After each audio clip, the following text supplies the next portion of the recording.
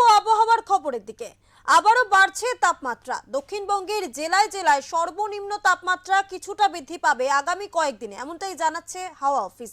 আলিপুর আবহাওয়া দপ্তরের মারফত জানানো হয়েছে আগামী 4 দিনের রাতের তাপমাত্রার বড়সড় কোনো পরিবর্তন হবে না, তবে তারপর সর্বনিম্ন তাপমাত্রা বাড়বে কলকাতা সহ দক্ষিণবঙ্গের জেলাগুলিতে। মাঘের শুরু থেকে শীতের আমেজ কমতে শুরু করেছে দক্ষিণবঙ্গে।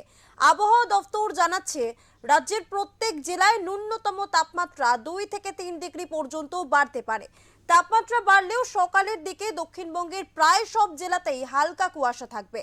অন্যদিকে উত্তরবঙ্গে তাপমাত্রা সামান্য বাড়লেও শীতের আমেজ ভরপুর অনুভব করতে পারবে উত্তরবঙ্গবাসী।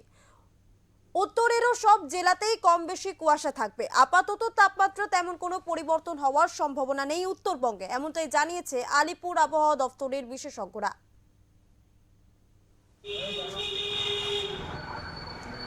দাদা ওরা ফটো তুলিচ্ছে, মানে একদম রিপোর্টার।